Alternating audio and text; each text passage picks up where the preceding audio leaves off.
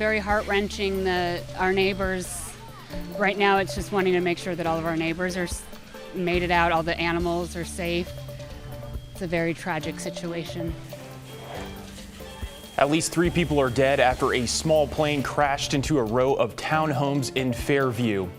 Thanks for joining us. I'm John Adams. The Multnomah County Sheriff's Office is telling us there are actually 2 main crash areas after pieces of the plane apparently began to break off after it hit a power pole.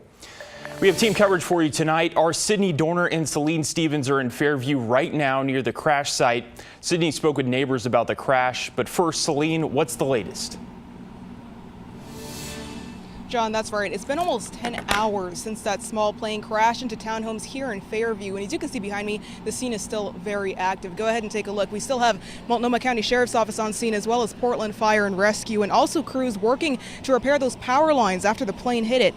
Now, 2 people were on board the plane, and 1 person was also reported missing from the home. And now Gresham Fire tells me that 3 people have been confirmed dead. That aircraft went down about 2 miles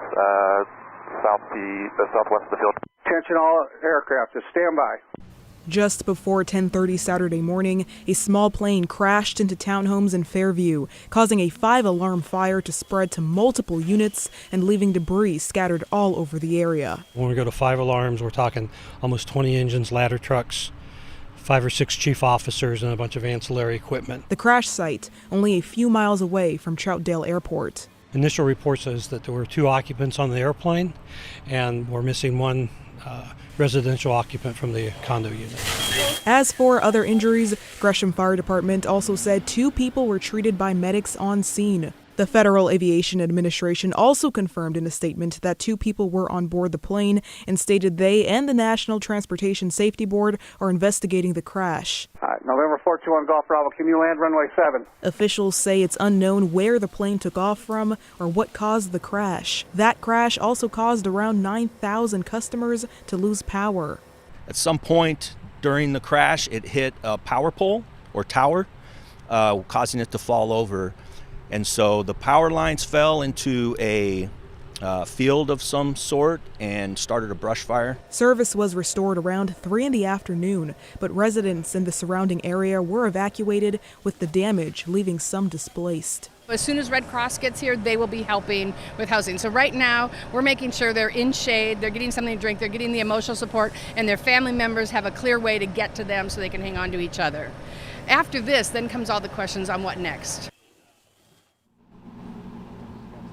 Now, although 3 people have been confirmed dead, Gresham Fire could not confirm whether those were the 2 people on board the plane and 1 person that was being reported missing from the home. Now, the National Transportation Safety Board asked that if you have any information or were witness to the crash or any surveillance video, to contact them at witness@ntsb.gov. John, back to you. All right, Celine, thank you.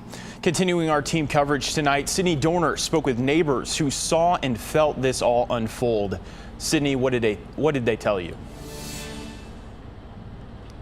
Well, John, when we first got here, we were right behind the row of homes that were hit by the small plane. Firefighters were still actively manning the fire, and neighbors were still in shock, saying they felt the impact and even saw the plane take down power lines. A loud boom. Up here on fire, we still have heavy fire coming through the roof and expanding to the next unit. Disturbing people in a small neighborhood in northeast Fairview. It was a pretty big impact. One neighbor that was a fairly close neighbor said the explosion shook him out of his chair. John Sampson was working on his way to his next job, never expecting to witness the minutes after a plane crash. The wings that were sideways and went into the condominiums. Hitting power lines on the way down. It was a pretty big power line, so they weren't sure if it was going down and hit the power lines or if the power lines caused the accident.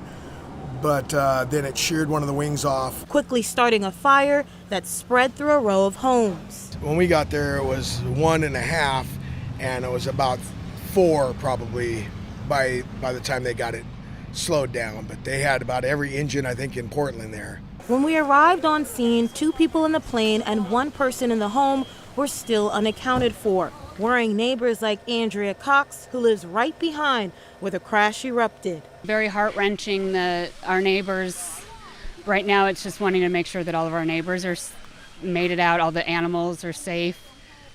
It's a very tragic situation. Sampson says you could feel the pain and shock of the neighborhood as they took the scene in. There was a lot of people crying. A lot of the neighbors were just beside themselves. They had their hands over their face, and it's pretty sad. You got fire in the garage below you. It kind of makes it all real when you see the damage.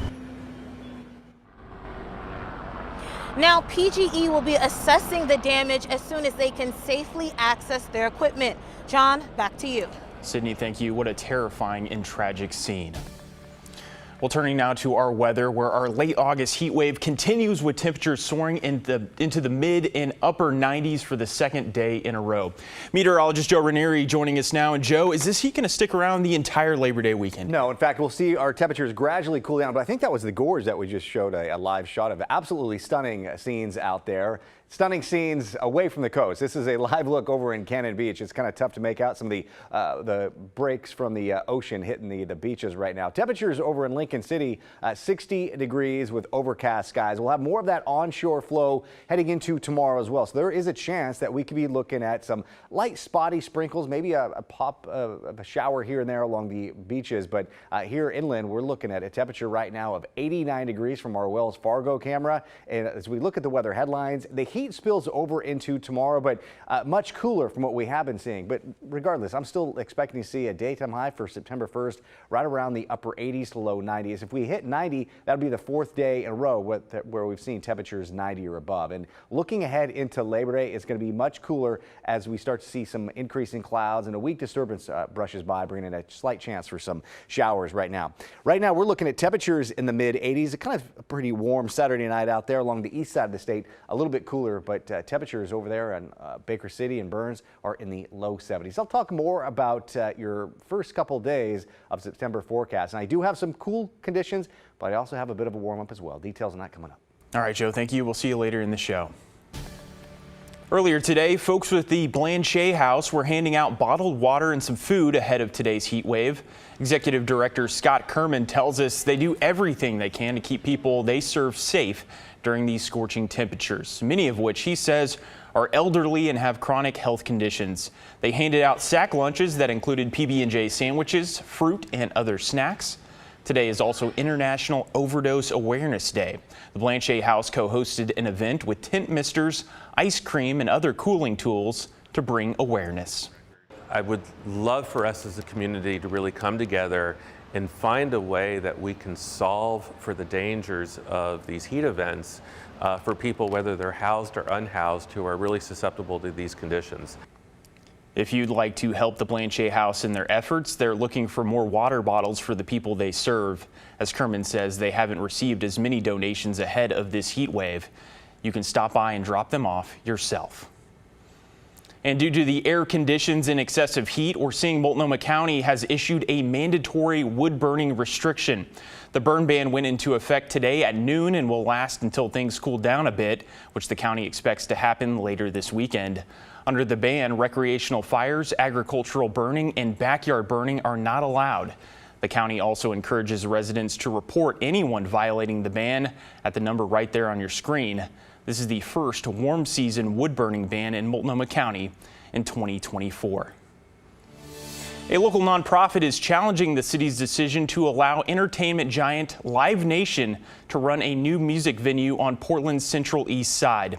The nonprofit is Music Portland, which says it's raised enough money to appeal the city's decision to let Live Nation operate a 3,500-seat music hall near the Hawthorne Bridge. Music Portland describes Live Nation as a threat to the local music scene. The local developers involved in this project say Live Nation does understand Portland and has a lot of experience booking entertainment in the city. Music Portland says they'll testify at City Council next month. An Oregon program designed to help low-income pregnant women and families turns 50 this year. Oregon's WIC program, which stands for Women, Infant, and Children, was started in 1974. When it first began, WIC served 2,500 people. Today, that number is more than 114,000 across the state. WIC provides food benefits for pregnant women, infants, and children under the age of 5. KGW spoke with a former recipient who now counsels other moms. She called WIC a lifesaver. There is so many great people here at WAKE. I feel like it's not just an organization. They become your family. When they decide to support you, they truly go above and beyond with their support for you. To see if you qualify for WIC benefits, just head to the Oregon Health Authority's website for more details.